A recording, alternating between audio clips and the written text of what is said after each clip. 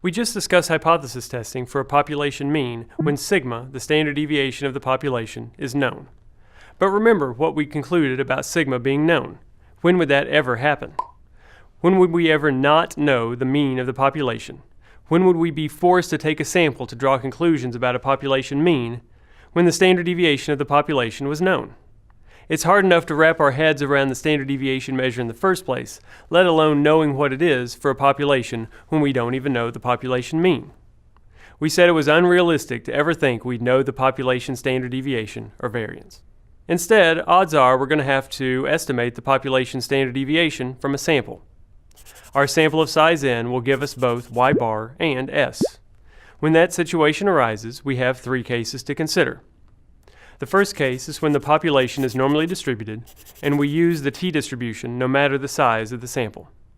The second case is when the sample size is greater than the magic number of 30, such that we can assume normality, and we still use the t-distribution.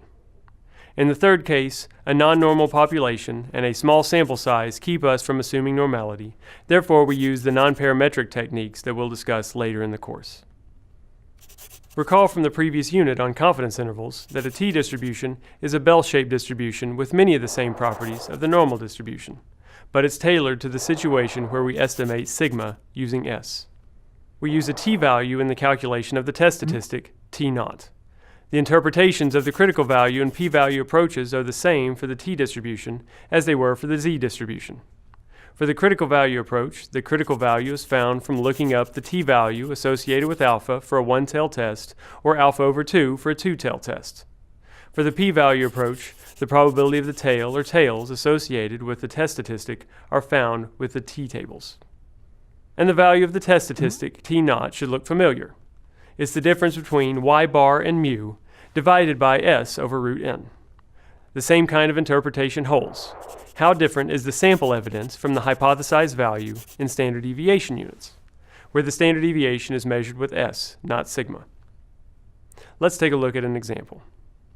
Glengarry Valves, a manufacturer of valves in many industrial applications, produces a butterfly valve composed of two semicircular plates on a common spindle that is used to permit flow in one direction only.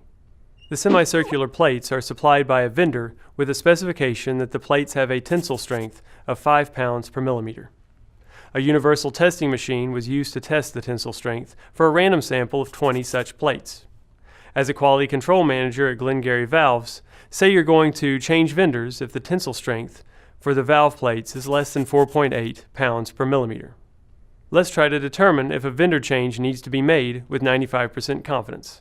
And let's use the critical value approach to start with. So the statement we're keying in on is less than 4.8 pounds per millimeter. The words less than imply strictly less than, no equality.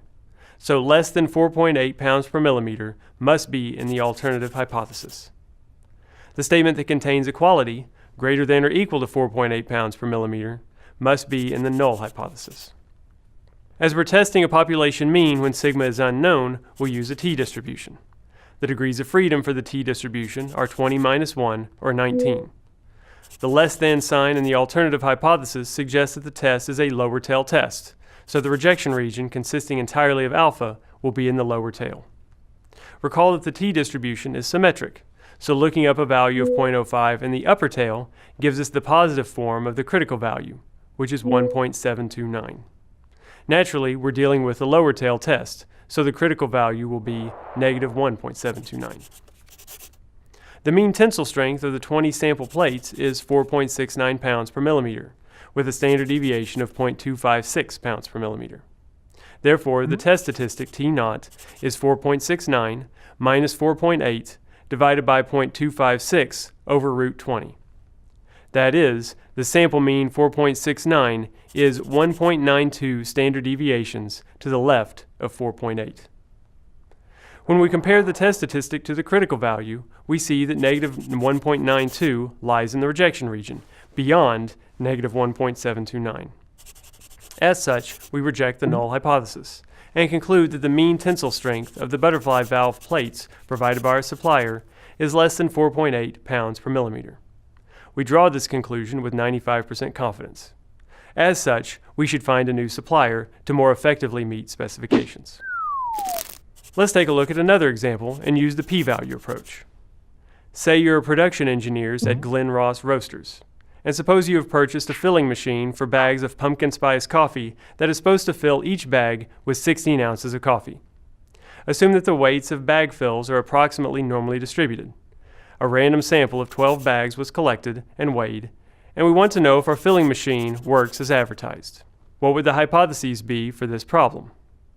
We just want to know if the machine works at filling a coffee bag at 16 ounces.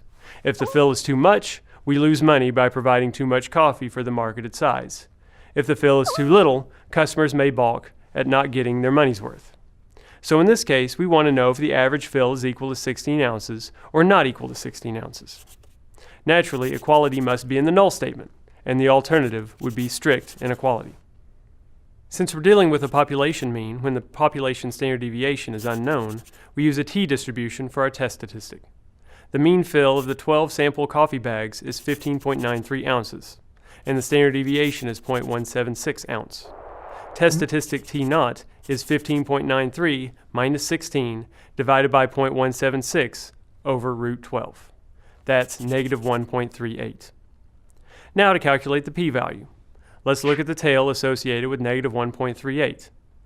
Since we have to multiply the tail area by 2 to get the p-value, we find the area below negative 1.38. Note that if we find the area above negative 1.38, when we multiply by 2, we'd get a p-value greater than 1, which won't work. So we find the area below negative 1.38. The degrees of freedom for this t-distribution is 12 minus 1, or 11. So we look at the row associated with 11 degrees of freedom. The t-table is different from the z-table, as we have a different distribution for each degree of freedom. The columns in the t-table are associated with the tail area. So we're probably not going to find an exact value in the tail associated with our test statistic. We'll have to find a set of bounds for that area. So let's look across the row for 11 degrees of freedom.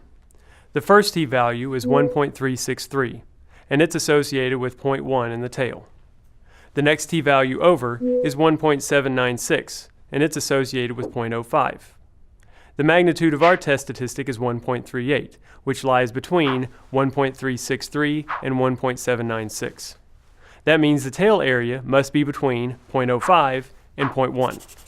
We don't know exactly what it is according to the table, but we know the tail area is between 0.05 and 0.1. But the p-value is found by multiplying the tail area by 2, since it's a two-tailed test. That means the p-value is bounded between 0.1 and 0.2. We compare this p-value to a value of alpha. We don't know the p-value exactly, but the bounds of the p-value are pretty large. At its smallest, the p-value is bigger than 0.1. Generally, we'd never reject the null with a p-value that large. As we don't reject the null, we conclude that the mean fill of the coffee bags is no different than 16 ounces. The machine is doing a good job of filling coffee bags based on our sample of 12 bags. Note that the process doesn't change. The idea behind the test statistic doesn't change. It's a measure of how far apart the sample evidence, y bar, and the hypothesized population mean, mu naught, are in standard deviation units. It's a measure of the correctness of the null hypothesis based on sample evidence. And the critical value approach doesn't change. We always find a critical value and compare the test statistic to it to determine if it lies in the rejection region. And the p-value approach doesn't change. We always find a tail area and compare it to our level of alpha. And the process is the same for hypotheses dealing with population proportions or population standard deviations, which we'll discuss later on.